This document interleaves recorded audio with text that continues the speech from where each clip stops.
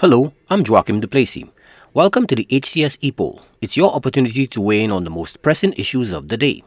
Saint Lucia boasts an extraordinary claim to fame, the highest per capita number of Nobel laureates.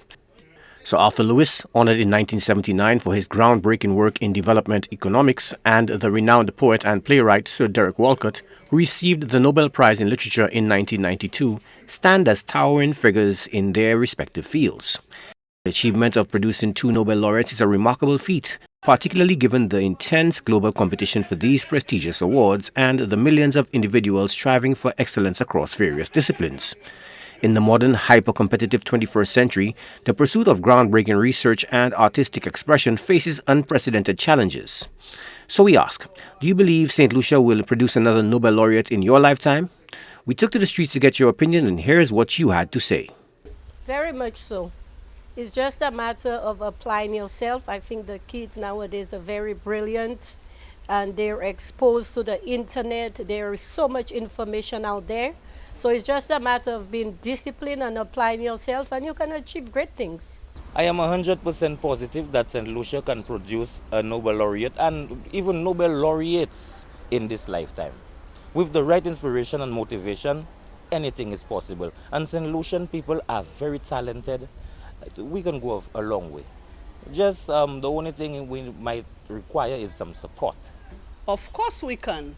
Our young people, as we know right now, they are even more intelligent than Sir Arthur Lewis and Derek Walcott.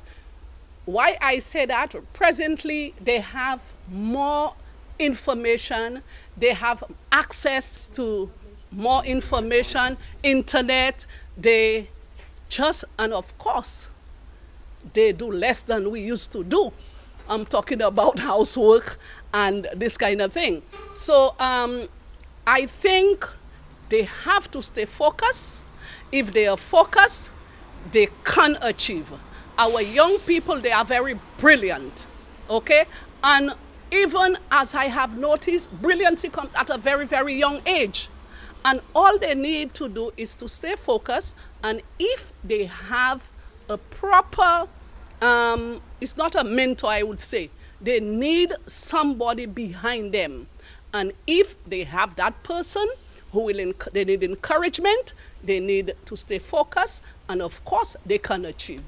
Actually, me personally, I don't actually believe we can produce one right now because of the disadvantages in the country. But if we did follow our Nobel laureates, like Sir Arthur Lewis on his economical plan, like how Singapore took it forward and Singapore developed itself in being one of the best economies in the world. If we did that, we would have been further in life, like our Africa and them things.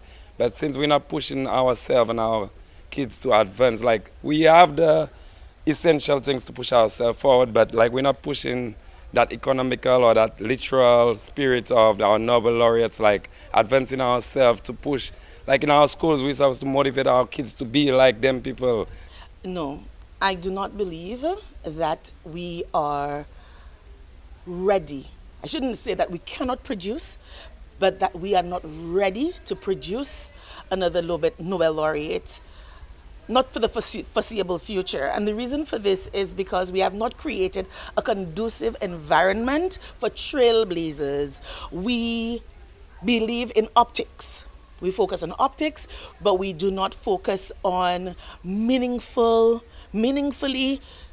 creating spaces for trailblazers. I mean, look at Sir Arthur Lewis.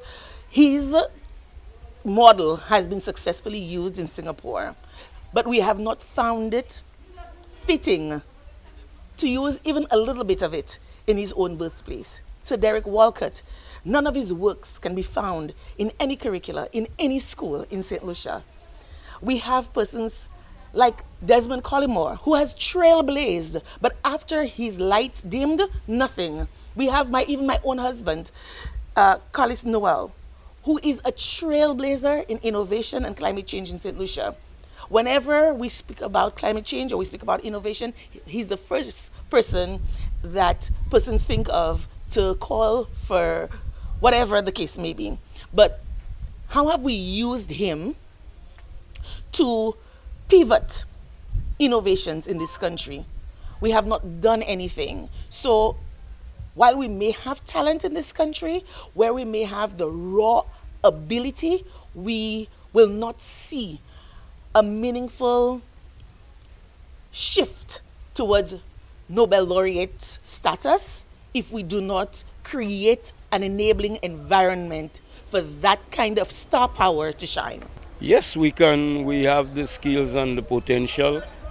We have a lot of people who goes through their books and they love their books. We have the young ladies around the place who are much more interested in their education than the young men we have around. So I don't see why we cannot produce a Nobel laureate again in this country. The reason why I would doubt that is because, I mean, there is so much libraries everywhere. I don't see people making the use of libraries around. Most libraries are closed, you understand? And nobody, use the economics of our Nobel laureates. I mean, the African people do it, you understand? The African countries, they take example of our Nobel laureates, but we in Saint Lucia, right, don't even use that economy in order to push ourselves forward, in order to be or try to be like the Nobel laureate. You understand? So it's going to be very difficult right now because I don't think anything is being done. Thanks for those responses. Now to our new discussion. Pedestrian crosswalks in St. Lucia are crucial for enhancing road safety by providing designated areas for pedestrians to traverse while ensuring the safe passage of vehicles. Observations suggest a concerning lack of awareness regarding proper use of these crossings among both motorists and pedestrians, particularly at night. Pedestrians are often seen nonchalantly crossing the road without acknowledging the crosswalk, while motorists frequently fail to yield to pedestrians at the designated areas.